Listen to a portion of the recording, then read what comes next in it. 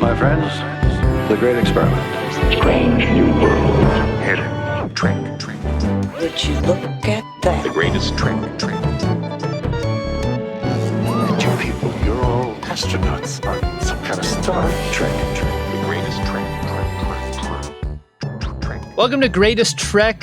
It's a new Star Trek podcast from the makers of The Greatest Generation. I'm Adam Pranica. I'm Ben Harrison.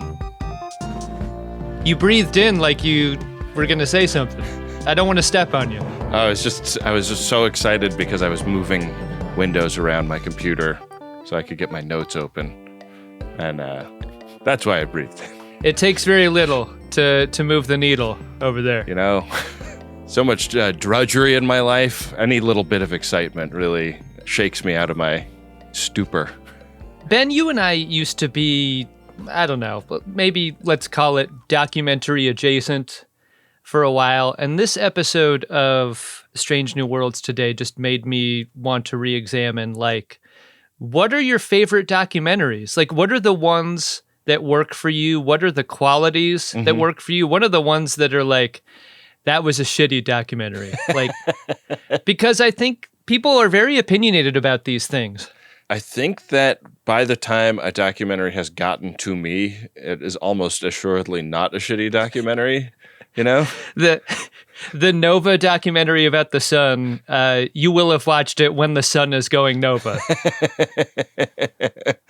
Yeah, I mean, I would say that I have a good enough documentary diet, I would say. Uh-huh. Some of my faves that leap to mind are Beauty is Embarrassing, Uh-huh. the Wayne White documentary. I really loved, like, Michael Moore's early work. I don't really know what he's up to lately, but... I got real Michael Moore vibes from Humberto today. Yeah, we'll talk about that. But Queen of Versailles is also one of those, like, totally amazing... You know, I can't believe that this documentarian got this kind of access and filmed this kind of moments. Yeah. There's one called Street Fight about Cory Booker running for mayor of Newark. That's really amazing. But yeah, I think that, like, the thing I love about a documentary is that fly on the wall feeling and going into a world that I might not have spent much time in before. And, you know, when I was attempting to make my own documentary, that was very much what I was going for. Like look into the strange life of this strange man doing this awesome thing, and see the way his struggles are universal, and also the way his struggles are totally unique to his situation. Yeah. How about you? You got some faves you want to rattle off? I think documentary might be my favorite kind of film. Just generally, like, at least based on consumption, I feel like I watch as many documentaries as I watch narrative film. And I feel like this year especially, I've tried to watch more of them. Did you see that My Mom Jane documentary about Jane Mansfield? Did not. That Mariska Hargitay did? That was really good, I thought. Got to check it out. Like, that just came out. I also dipped into a doc a few years old now, a 2-part documentary about the American Gladiators, which was one of the great movie experiences lately because my wife was working on the couch next to me, working late, and she's like, go ahead and watch whatever you want. I'm not really interested in being present for one of your choices. And I dialed that up, and then, like, the laptop closed. This thing, the American Gladiators documentary, absolutely riveting, I thought.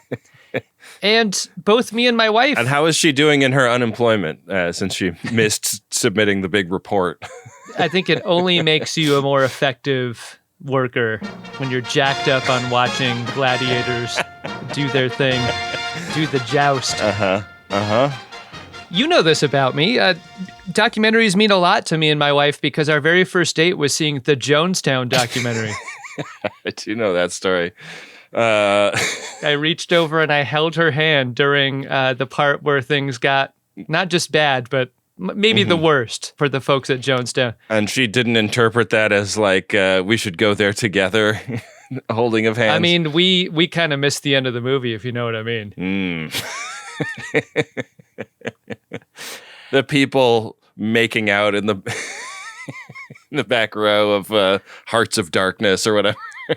Yeah, there was a Tweety bird in my lap, so to speak, to compare it to a Seinfeld scene. Do you have a favorite? I think my favorite is Touching the Void. I think that is just one of the best documentaries ever, and certainly my favorite. I still haven't seen that one. Like for just like a pound for pound, like emotional reaction, I think it's got to be Beauty is Embarrassing. I just like sat there with my 4 roommates, just like all of us a puddle of tears at the beauty of that documentary. Like it is such a celebration of like human creativity and the meaning that we get out of art and what it is like to live an artistic life. A couple of us in the room were creative-minded people, but not all of us were, and it meant a ton to all of us. I haven't seen it. I'm gonna put it at the top of my list. That's a really good endorsement. I will make sure I get to Touching the Void sooner rather than later. Likewise. All right. There you go. Thanks for listening to Greatest Trek. No, that's not it at all. Let's tee up a documentary about Starfleet. What an interesting idea. I have some thoughts about this one. I can't wait to get into it, Ben. What do you say we get into it? Let's talk about Season 3, Episode 7 of Strange New Worlds. What is Starfleet? You know the greatest danger facing us is an irrational fear of the unknown. That's the job sometimes. That's the job sometimes. An episode that begins with all of the feelings of a documentary film. Like, we get right into it. We're breaking the format a little bit on this one. We sure are. No, like, Lord's Prayer at the beginning of this one. We start with a screen that explains that much of the footage in this is unredacted Starfleet security footage that has been released under FOIA. With what we learn about Humberto's angle with this, I kind of wish we got a theme and Star Trek Lord's Prayer as interpreted by Humberto in his very specific way. Very subjective feelings about about space being the final frontier to some people. Space. Who even gives a shit about that? Well, I guess these people do. Yeah. What's their problem? We'll find out. Yeah. We start with some VO and the challenging question. And this is a question that has been posed on internet forum discussion groups for time immemorial. What separates the Federation from an empire? And is Starfleet not the foot soldiers of that expansionist, assimilationist regime? There are a lot of techniques deployed throughout this documentary as we see it that are subtly putting thumbs on the opinion scale that Humberto has, like composition of people based on their rank on the ship being one of them, the establishing shots of ships being shot from a profile where they seem threatening, and also the listing of their armaments on screen. On and on, you'll see moments like this that are like, a documentary should kind of be objective sometimes, but like this definitely has a point of view right out of the gates. It does. And I think that it feels really challenging right out of the gates because I'm coming to this as a Star Trek fan who will defend what Starfleet is and what it represents. And I'm being challenged by this filmmaker, and then I'm laughing at this filmmaker because he forgot to change the default font in Final Cut Pro to make the title screen of his documentary.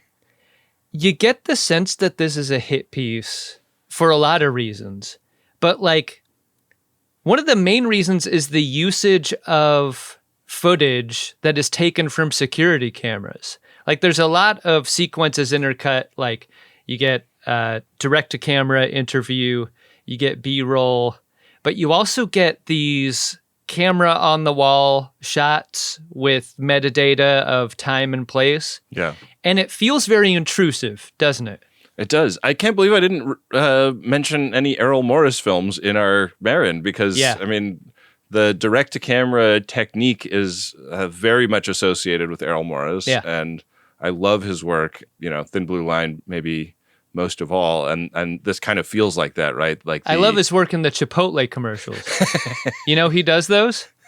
I knew he did a bunch of High Life commercials. I didn't know he did the Chipotle ones. When you hear his voice in the commercial, like someone's making a big punch bowl of guacamole and they're talking about like, I love using the fresh tomatoes and the jalapenos. There's a voice off screen going like, It is fresh. Fresh every day. that's Errol Morris. Did you know that? I, you know what? Don't have any television coming into my house that has commercials on it because I don't have any sports coming into my house. So yeah, we're getting Pike head on to camera. We're getting a lot of the crew getting head on to camera, like being asked this question: what is Starfleet? Like, what's your answer to that question? Which is kind of it's a squishy question to be asked point blank with no preparation, like, it's the kind of question that you might want to sit down and think through a little bit. And you get the feeling that he's kind of springing all of this on these people. Pike's description of it in the first J.J. Abrams film, I thought was the most efficient, perfect way to describe what Starfleet is. Mm-hmm. It's important. It's a peacekeeping and humanitarian armada. We done? And it's interesting and notable that no one can do it as well as was stated in that film. Yeah. It's a little messy everywhere else. It is, yeah. Bruce Greenwood could not be reached for this episode. I thought it was interesting that he put this question to his sister specifically in this opening. Like, it really feels like he's doing her dirty or challenging her specifically in a way that I think a documentary audience would notice. Like, this has his name credit at the beginning of the film, and then she's, in the first 45 seconds of the film getting asked a super challenging, not a super challenging question, but a question that is asked in a challenging tone. And she's like, no commenting him, like, get the fuck out of my motorcycle repair bay that has a couch in it. Is that just her quarters? I'm fascinated by how differently we interpreted this, because I interpreted this as a sister wanting to fuck with her brother. Like, I didn't think she was being challenged by him at all. I thought she was being flip and fuck off, little brother. Like, I'm not going to participate in your little documentary. I'm instead going to fuck with it and sabotage it, because there's so many moments where, like, a director of a documentary will often be like, look, I'm gonna shoot some candids just of you doing your business.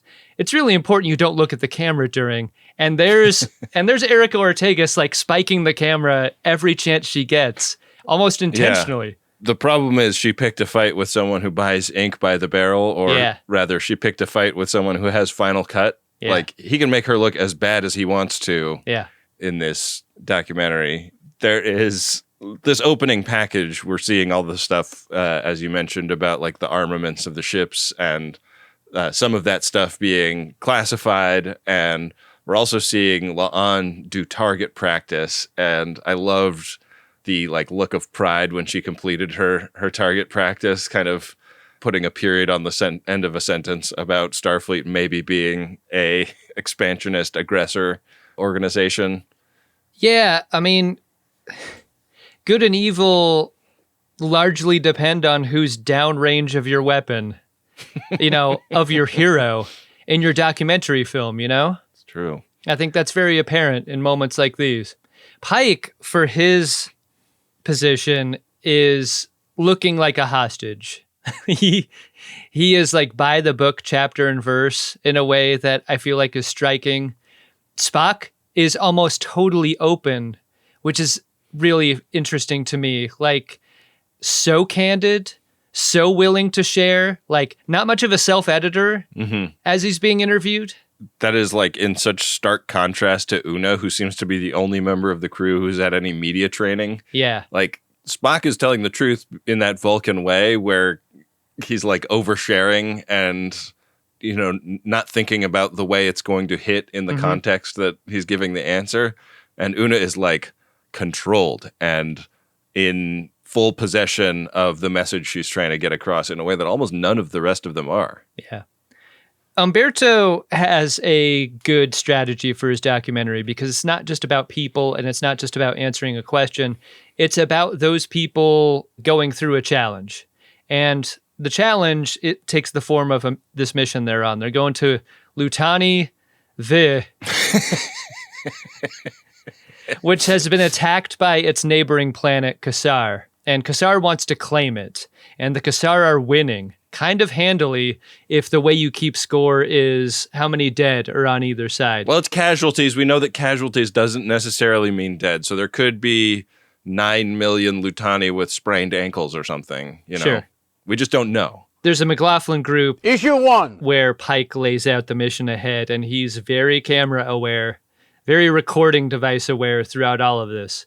A bunch of the mission objectives and details are classified, and folks have a lot of questions in the room about the thing they're going to have to do that go unanswered. Like, why are we taking the Lutani side of things? And isn't it weird that Lutani are on the side of the Klingons? Like, why don't the Klingons help them out instead of us? It's especially touchy for Erica Ortegas, who was in active duty during the Klingon War and has like big feelings about the Lutani.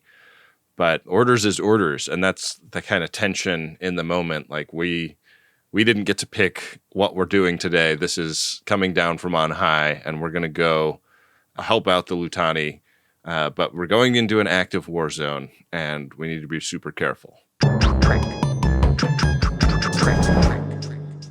The mission on the table is to escort something called a Jikaru to Lutani. And from what they understand, this is a form of livestock. And it's not like they're beaming a cow into the cargo bay in a little pen and then flying into the planet. This is a form of livestock that will fly alongside the ship very, very slowly. Yeah, they can't go super fast with this thing because of reasons that we don't really understand yet. But we also learned that this thing is transforming, and that it lives in the water, but it's like learning how to be in space and learning how to do new things. And it's sort of implied that that's like some sort of like evolutionary saltation that it's undergoing. But this is all happening so fast. It's like very hard to keep track of like what we were meant to understand about the Jikaru at this point. So fast that the natural questions that people have about this thing go unanswered. Like, weird, we're taking this thing to a war zone. Huh, I guess we'll figure out why once we get there. And when we finally see one of these things, it comes up out of the ocean, and it looks like this white winged insect, right? Yeah, it's got like Mothra and whale things about it. Yeah. It would fit right in to season 1 of Star Trek Picard as kind of a creature that flies around in space the way those did. Mm-hmm. Yeah. It comes up into space as a Lutani scout ship is coming in. And like, so the Jikaru is in orbit, and it seems strange. Like, why are we taking this to the Lutani if they're here showing up? And then there's this massive surge of energy, and it like gives everybody an instant headache on the bridge. And the Jikaru attacks that scout ship, and we're ordered to shut the camera off. Is this more of a Ken or Ryu style Hadouken? Or is this a Blanca style, like, electrical charge thing? It's like an area of effect versus a targeted attack. Because it's so bright and hot, I had a hard time figuring out whether this was a directed attack versus just like kind of an explosion that it can do. Yeah, I don't know. I mean, it hits both targets is what happens. Like, yeah, it just seems like the banger doesn't hit the entrepreneur as hard because it's further away, maybe. Yeah. So I think that goes to your Blanca theory of the case. Yeah. In the aftermath, we learned that, because there's a lot of camera eavesdropping happening on the bridge and elsewhere on the ship, Spock could feel this Jikaru's aggression in his brains. And that's weird, huh? Ahura's like, hey, you okay, bud? You kind of felt that in a special way. And he's like, yeah, I did. But I'll be all right, I think. With that super reassuring moment, we're in 6 Bay, where the pilot of that shuttle has been beamed out, and the medical team is struggling to save her. She's just covered in burnt burger meat, and she is like begging them not to let them use the Jikaru. This is a request that does not make a lot of sense given what we know about the Jikaru wanting this thing to defend their planet. But we know it's important because it is said with her last dying breath.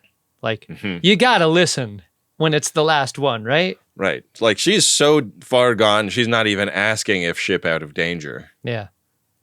When Mbenga gets his time in the interview chair after this... Oh, RSVP, that lady. His answers don't necessarily satisfy the interviewer, who has his files. And Humberto is like sort of reading the resume that contradicts his peace-loving, person-healing doctor reputation that he's cultivated. And what we experience through these interviews is that, like, it's not always manipulative. He's just asking questions. Right? Have you ever been ordered by Starfleet to kill anyone?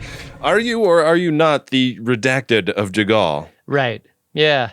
What's interesting about the interviews with Ahura is that there's also the relationship component between her and Humberto, right? There's some sizzle to that steak. So, like, that it could be aggressive means that could endanger this little thing they have going on. Yes, her interview, like, she's out of uniform. She's in like a really cool sweater. I was like, damn, I want that sweater.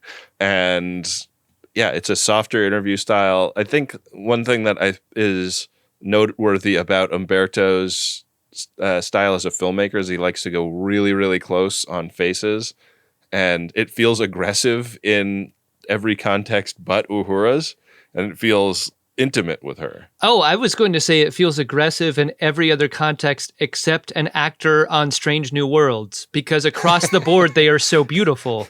Like, yeah. I think it's interesting, even their makeup is a little different for the documentary in that, like, they aren't matted the way stage and screen makeup often is. Like, they're a little bit glossy in a way that I kind of liked. Like, they were imperfect makeup-wise, but, like, perfectly stunning in the way that all of these actors are.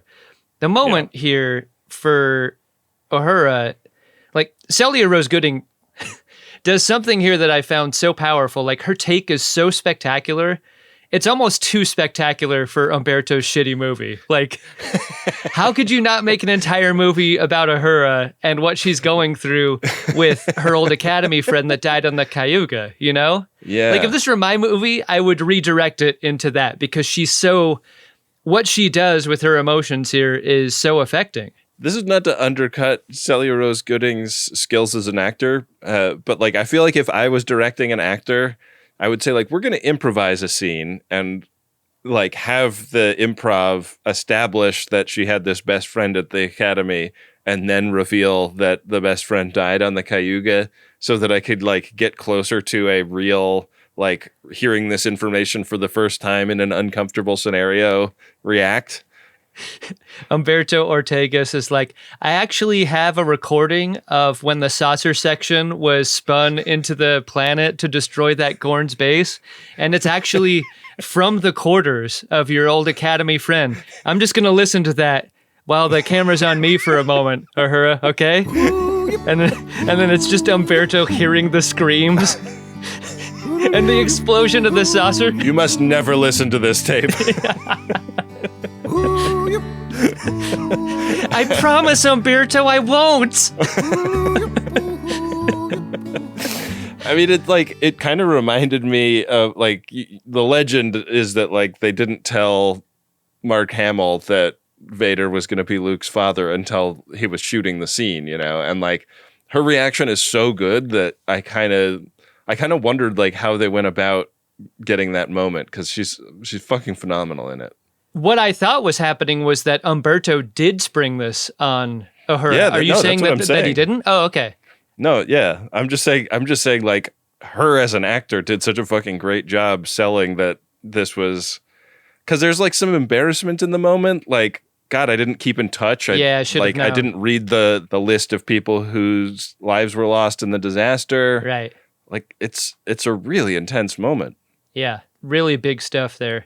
Next, we see a one-sided conversation between Pike and Admiral April, and it's really interesting to hear that one side of the conversation, as if they're talking on a telephone and you just hear his, because all of April's dialogue is redacted.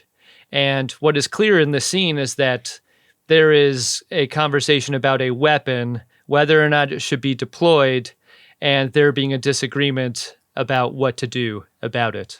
So they're having trouble containing this Jikaru. Like, it doesn't react to tractor beams. Like, there's not really a good way to transport this thing. And they're on the bridge trying to figure out what to do if they're unable to rope this doggy. Yeah, we got to remember, like, the first time we ever met Pike, wasn't it when he was, like, riding a horse through the snow? Mm-hmm. Like, Cowboy Pike was the way we got to know him. And so when he compares this mission of capturing a Jikaru to lassoing a Bronco, we must remember the first 2 minutes of this series. We're like, does the 1701 Enterprise have grapplers? They don't really know what they should do besides follow it at this point, because all they know is this thing is very dangerous. And so a contingency plan is floated about maybe destroying this thing, if they have to. If they have to. We need to score a lot of Latin fast. Licensed businessman. This ship and her history will shortly become the care of another crew. They will continue the voyage as we have begun. The greatest trick. La'an is, in an interview, asked about killing and whether it's good. I guess because she's the tactics officer, she has to defend the idea of using killing to advance a goal for the greater good. And, does a passable job at that, I guess. This is an angle taken via editing, though, right? Because you ask a question like this, and then you cut over to the science lab where we find our characters studying the Jikaru and whether or not a shock collar is an effective means to control this thing, versus the previous scene where they talked about whether or not they need to destroy it, right? Right. So this is like a theme that is emerging. And we know that Spock had this, like, especially uncomfortable experience when they all got their headaches and was maybe sort of in communication with the Jikaru. And Uhura is the one that floats, like, communications, like, I'm a hammer, that sounds like a nail. Like, let's think about that as a way to get it to go where we want it to go. What do you think of everyone agreeing that Spock was very affected by the first time he heard this thing communicate? And I don't know who does it, but one of them's like, let's play that back. Beep! Thinking that it's just going to be fine for Spock to hear it again? Come on, guys. You got to be really sure. Don't throw another spoon in the garbage disposal. Leave Spock alone. Yeah. They talk about, like, okay, we're going to try communicating with it, but Spock is going to need a mind shield. And I was like, oh, give me Spock helmet. Give me the Strange New Worlds take on the Spock helmet. Yeah. I want it so bad. Yeah. Would have been great. That's not what they did. There's another scene where Una and Pike are talking and being secretly recorded where they're not actually doing their true feelings about the mission at each other. They're just kind of restating the obvious here. This thing is dangerous. It's not in their control. Destroying it is on the table versus risking it falling into any sort of enemy hands. Yeah, this moment made me wonder if the show is trying to make the case that Humberto is taking some liberties with the order he edits things in, because it's a very similar framing to when they're on the phone with Admiral April. That is a great observation. I thought this conversation happened before the conversation with April in a way that felt manipulative. Fucking Humberto. Like, can we really trust him? Is he a reliable narrator?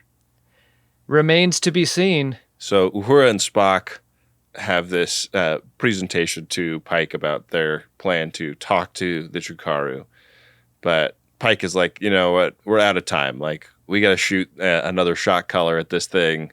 The first one got damaged in the initial attack, so we gotta get this thing under control. It sure makes the whole thing seem less thoughtful than you know it was in real life, right? It's really cut together in a way that's like, well, we don't have time. Shock collar it is. Start shooting.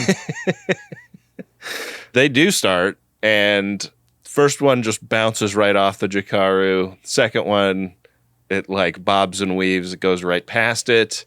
This is when the Jikaru starts getting cranky and bangers start dropping on the ship. and Humberto gets kicked off the bridge, and specifically by Ahura, who is like apologizing to him as she does it. Like, you got to think Ahura is like worrying that this is compromising her ability to potentially date him if he's like pissed that she's the one kicking him off. That why she's apologizing? Man, I sure hope that's not any of the energy behind this reason. I hope she isn't thinking about that one iota. But why is she apologizing to him? Or one Yoda, if you will. Yeah. What do you think about that? I actually didn't hear what you said. We'll save it for the QA. I think you'll like it. Okay, good. But the thing is, you can kick Humberto off the bridge. That does not mean he won't have that footage. Yeah, he just starts using the security footage, and I guess there is a little camera monitoring everybody at their station, which is like, maybe make a documentary about the horrific surveillance society that we live in if we're on a starship. You know what I thought was so interesting about these camera positions was that they weren't cameras stuck up on walls. The camera lens is inside the panels that people are using. So you'll see Pike touch a screen like as if he's touching a camera, like from the angle of his captain's chair, for example. So presumably the lens is like back behind some of that dark glass, and that's why you can also see a reflection in the glass of Pike's mangled face post reactor disaster. Yeah. Whenever he's pushing those buttons. He does. Everyone sees it. Yeah. We're cutting around this surveillance footage. It seems like the plan would be return fire. But like, you got to remember, this is a being that absorbs energy. And Spock is like, once they reabsorb the energy, what do you think they're going to do? Think they're going to shoot it back at us, probably? Yeah. This thing's made out of vibranium. It's just going to Black Panther us. We don't want that mess. We cut from this moment to a conversation between Ahura and Humberto about what happened before he was kicked out. And Ahura is insulted by two things. Being recorded without her knowledge. You just can't do that, dude. Come on. You just can't. Ask Rob Lowe. And two, Humberto's angle with his film is to portray Starfleet as colonizers? Yikes. That is not the word you want to call the lady you're trying to kick it to when it's Ahura, and she can, like, completely intellectually overpower you with that accusation. She declines to in this moment. She basically tells him to fuck off and never set foot on the bridge again. But yeah, like, he's kind of dropped the mask to her. He's like, what does that mean for us, though? Like, that's a separate conversation, right? See you later in the bar. So we're going to get a lot more of the surveillance kind of footage for the rest of the episode and a lot less of the drone kind of footage because of this. Correct. The plan now is for Spock to use a neural amplifier to mind meld with the Jikaru, and he's going to use a shuttlecraft to get near it. And aboard the Galileo, Spock is wearing a clip show device on his head and is able to communicate with this thing. And things feel really peaceful and vibey in the beginning. I feel like this is going to work at this point. And oh no, oh God, a Lutani warship rolls up at exactly the wrong time. Just a bunch of fucking bullshit. We get a glimpse of the Lutani captain, you know, kind of telling Pike off and saying, like, I knew we should never have trusted Starfleet with this type of shit. This turns into a showdown between the Lutani and the Jikaru, and the shuttle is, like, caught in the crossfire. So suddenly the shuttle crew are being brought back on stretchers as Pike tells Humberto that he doesn't have any context for the sensitive issues surrounding death that are a part of Pike's job. Like, he's an interloper who hasn't earned the right to ask certain questions of Pike. This feels very familiar to the type of sentiments during wartime where, like, people would return from combat and be confronted by, like, how could you do that? You're fucking baby killers or whatever. And the sort of, like, you can't know what it's like out there sort of arguments that would be had, like, for the past 80 years. of American history, you know? Yeah, I mean, it's like, especially in the context of the previous episode where the weight of command decisions is so exquisitely processed by Pike, you know, as he's like trying to help a brasher, younger captain learn the ropes of that. This moment feels really earned and heavy and good. My favorite part of a documentary is often when the interviewed throws a question back at the interviewer. And like that moment that Pike does that here feels very powerful. Have you ever seen somebody die? It does. And I think that like it is very much to Humberto's credit to include that moment in this documentary. And it starts to make the documentary feel a lot more nuanced going forward because it can contain an idea as opposed to its thesis as that. Right. The greatest trek is yet to come. Spock and Chapel are stretchered back aboard Enterprise, and a very upset-looking Ahura sees them through this. And in the ready room, Pike and Ahura and Una discuss what happened and what might be next.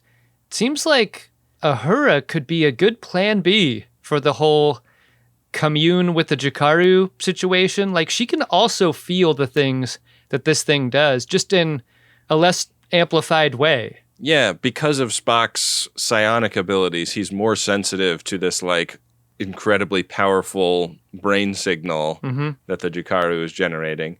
He has learned a couple of things. He learned that the brain chemistry of this particular Jikaru was altered to cause it to focus on violence and destruction, and that this is something that the Lutani were doing intentionally. Like, they were sort of turning this Jikaru from a whale moth into a weapon.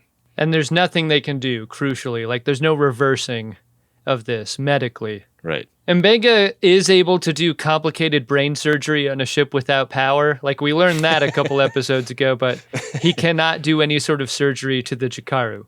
So Uhura puts on the clip show device now and has deigned to let Humberto watch this particular moment. I was shocked by this. Like, in the wide shot, you see him in there. Yeah. Yuck. I mean, they do have orders from command to let Humberto make his movie, so maybe there's an off-screen conversation where Una or Pike is like, no, sorry, Uhura. Like, I know you're uncomfortable with that guy now, but you got to let him do it. What we learn through Ahura's connection with the Jikaru is that this thing wants to be attacked. She wants to die. Much like the Bronco that Pike referred to earlier, that he caught and ended up having to beat to death with a shovel because it fell and broke its rib. These are details I added because Pike would not, but I'm imagining it was a very gruesome scene. Don't you have to shoot a horse that's broken its leg because you don't have a light to wave over the leg? Like, I think that there are better solutions in the future than shoot the horse.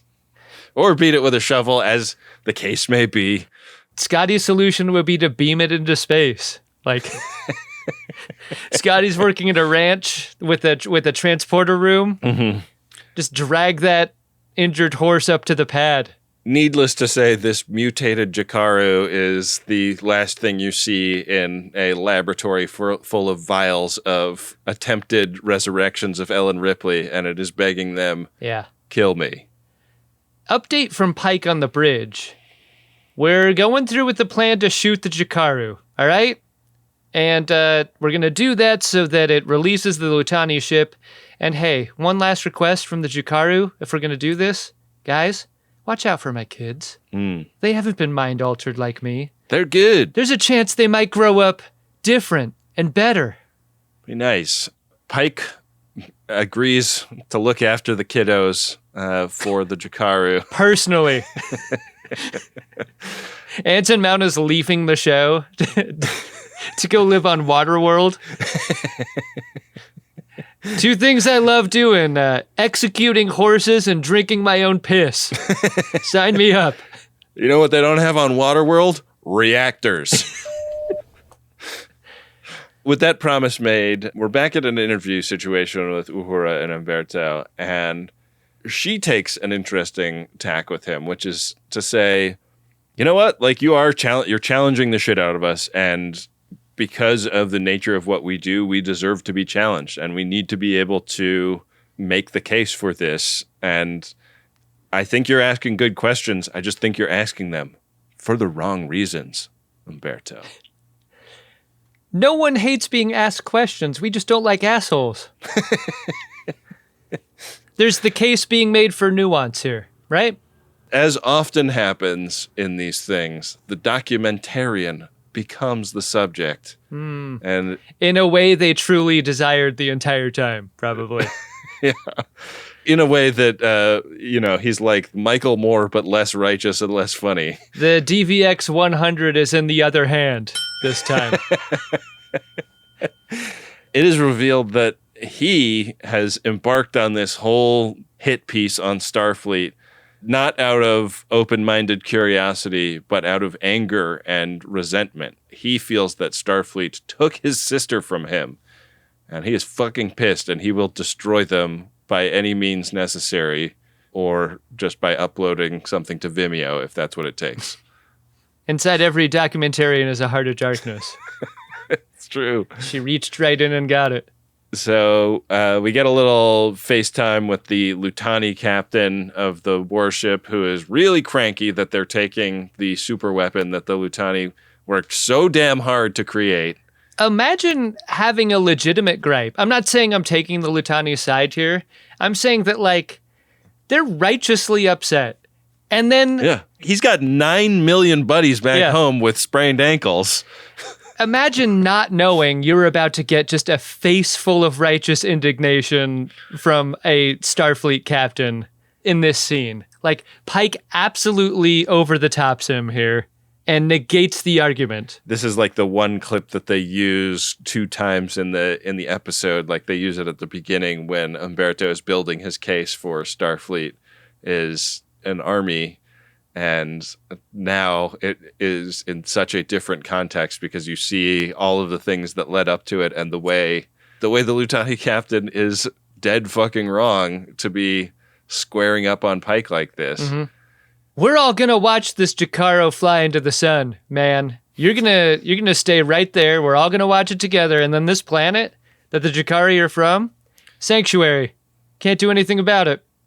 What do you think of that? That Lutani captain, cranky about it, but he doesn't want Pike and all of his friends to be his enemy, so he has to agree to it. It is unorthodox as a plan, but he's compelled to allow it.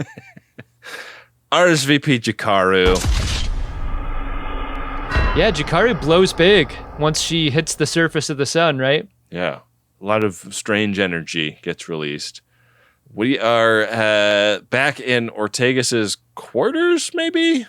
Or it's just a very comfortable motorcycle repair garage. Anyways. When you're single, you work on your hobbies inside the house, not in the garage. It's an amazing kind of freedom. Your kitchen table has got an engine block on it, you know? That's sort of emblematic of the case she's making here. She's like, I joined Starfleet because I felt crazy and out of control, and here I'm in control, and this is my family. I know you're my family too, but like I do this for them just as much as I do it for anything else. And isn't it nice when this feeling is shared by everyone? I mean, Ahura and La'an and Spock and Pike, everyone all together, finally at the end, is enjoying this meal together because Starfleet is about finding your chosen family and doing good in the universe, right? Mm-hmm. A warship would never do that. You think a warship crew has dinners together as coursed out as these? They're like tossing hunks of ham all over the table. Oh yeah, that's a fun expo job right there. Just slap the meat. There you go, buddy. I feel like at the end of the documentary, the question has changed. It's no longer what is Starfleet, it's why is Starfleet? And for each of them, the answer is a little bit different. If this were at STLV, it would be why is Starfleet? Starfleet is why. Did you like this episode, Adam? She'll always bring it home.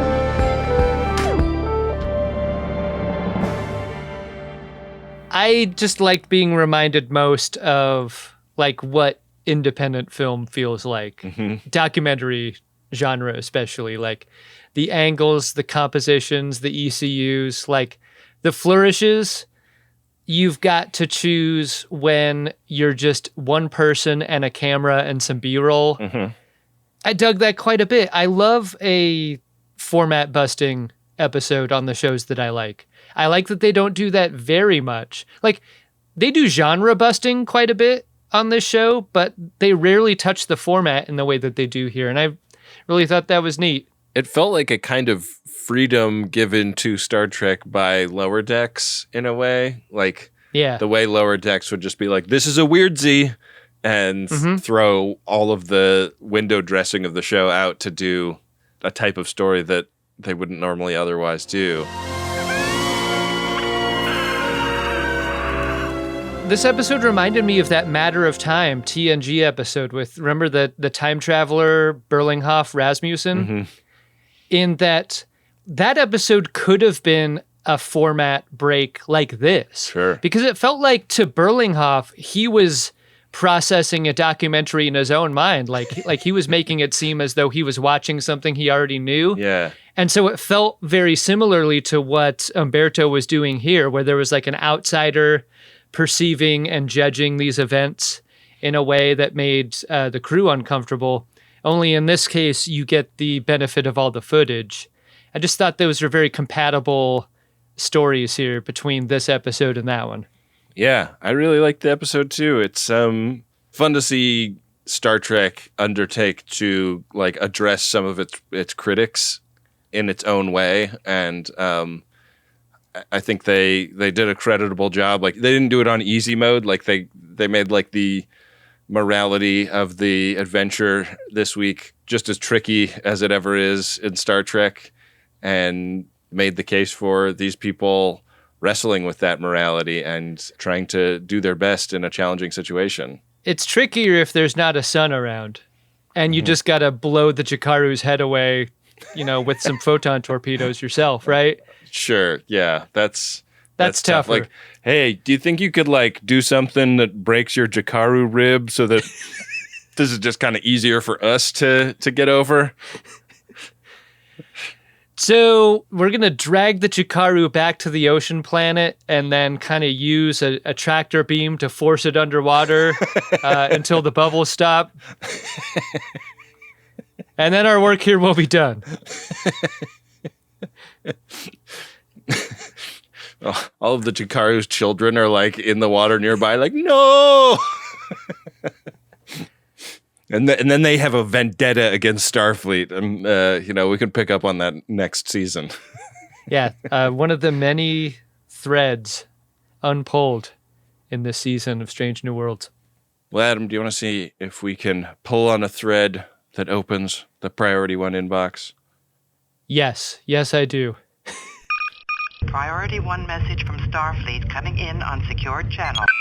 Ben, we've got a couple of promotional messages here, starting with this one from turbulenceforecast.com. Here's their message.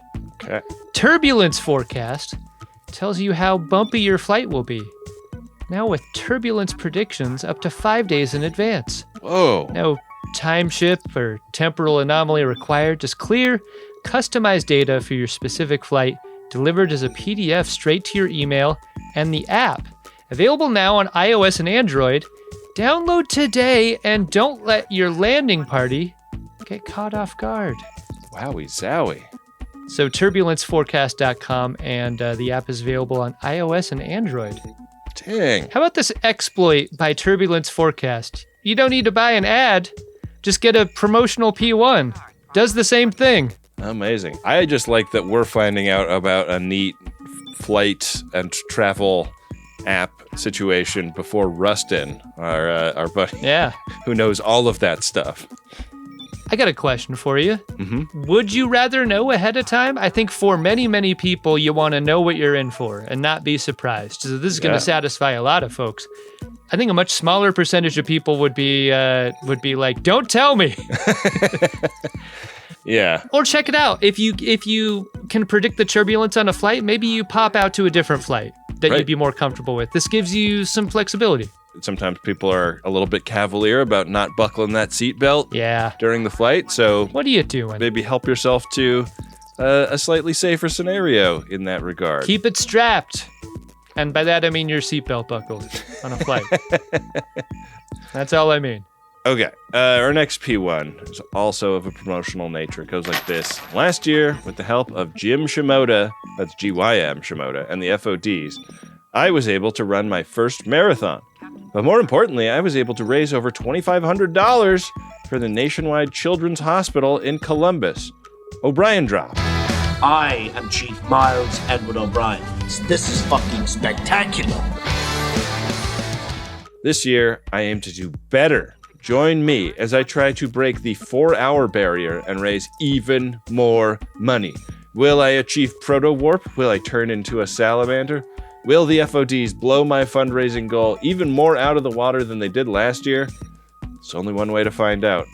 Wow, this is amazing. So go to runsignup.com/StephenRunsColumbus to help some sick cadets and their families. That's from Stephen the Sober Runner, a member of Jim Shimoda and an FOD. Go help Stephen raise money. I love Jim Shimoda. That's spelled GYM. To the FODs out there who don't know. I just looked this up, Ben. Mm-hmm. To run a 4-hour marathon, your pace per mile needs to be 9 minutes and 9 seconds. Can you imagine? To quote Teresa Thorne, a friend of ours, wife of Jesse Thorne, the founder of Maximum Fun. Oh no, I guess it's actually a Jesse Thorne quote. You run a marathon in defiance of God's will, and especially if you're keeping your miles under 9 minutes. Under 25% of all marathoners will ever run one under 4 hours. So this is a great big goal. Let's make sure Stephen blows the fundraising out of the water. Yeah. Given what an ambitious goal this is. Yeah. That's called runsignup.com/StephenRunsColumbus. That's STEVEN. Go kick a couple of shekels in. Well, if you are making a terrible decision about your fitness by running a marathon, or you have an amazing app to plug, go to MaximumFun.org/Jumbotron. Get the word out about your special project. We'll give it the embellishments that have become famous for giving you the greatest Trek bump. It'll go a long way in supporting the production of our shows. Do it. Hey, Adam. What? Did you discover yourself an Edward Larkin? Edward Larkin! It could only be Humberto Ortegas, right?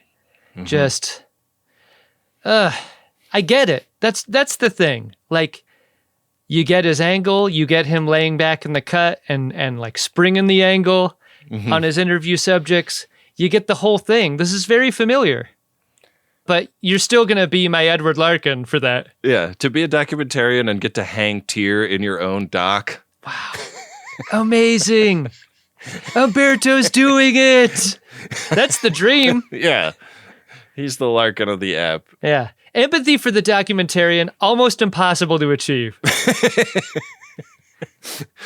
Especially when he's like willing to blow up his relationship with his sister and the woman he's trying to date. Yeah. And the organization that has opened its doors to him to make this documentary. Just an absolutely amazing series of extreme chaos moves by him. Yeah. Yeah. What about you, Ben? Oh, yeah. No, I was agreeing. Okay. Yeah, how could you resist? Humberto Ortegas, double Edward Larkin this episode. Indeed. Adam, we always end episodes of Greatest Trek with a warning bois. This is when folks leave a message on the internet about how much they like the show, whether it's on social media or in the reviews of a podcast app. Adam, can you share a warning bois for the people? Prepare a buoy and launch it when ready. Warning buoys. An emergency buoy. A warning buoy. Ben, I got a Spotify comment that had to have woken you up in the middle of the night because you famously leave notifications on for every application on your phone. Mm-hmm. Comment from Ben, last name redacted. My normal Tuesday morning pod is the Delta Flyers, but Ben and Adam are right. Greatest Trek jumped them right to the front of my queue. Something Garrett Wong can't possibly buy at auction. How about that? I really like that. Thank you, Ben, last name redacted. Great to hear. I guess that's in reference to our Tuesday release of this show when they dropped the first 2 episodes of season 3 of Strange New Worlds on the same day. Rare Tuesday release. Yeah. And a reference to our hit mainline Star Trek podcast, Greatest Generation, where we frequently talk about all of the auctions for props we lose to Garrett Wong. He was stating the obvious again. Every single time. Every single time. If you'd like to hear your words coming out of our mouths, leave a nice review or recommend the show to a friend, especially on social media, and it might happen. We're going to leave the show in the capable hands of our producer, Wynde. She'll tell you about what's coming up next week and about all of the great people who work really hard to bring this show to you every week, and we sure appreciate them. Take it away, Wynde. Greatest Trek is an Uxbridge Shimoda podcast on the Maximum Fun Network. It's hosted by Ben Harrison and Adam Pranica, and it's produced and edited by Wynde Priddy. Next week on the show, Ben and Adam will be back to talk about Strange New Worlds Season 3, Episode 8. It's called 4.5 Vulcans. In the meantime, we want to thank all of the members who are contributing monthly to help keep this show going. Members get instant access to the entire catalog of bonus content, and setting up a membership is quick and easy at MaximumFun.org/join. We really appreciate your support. Thanks to Nick Dittmore, who created the show art, and thanks to Adam Ragusia, who composed our theme music. Thank you to Rob Adler and Bill Tilley. They both work on the @GreatestTrek social media pages that you can find and follow online. And be sure to use the hashtag GreatestTrek when you post about the show. There's a lot more for you to see on the Greatest Trek YouTube channel, so make sure you're subscribed over there, and you can find a bunch of great merch from the show at podshop.biz. Thanks for listening. We'll see you next week on Greatest Trek.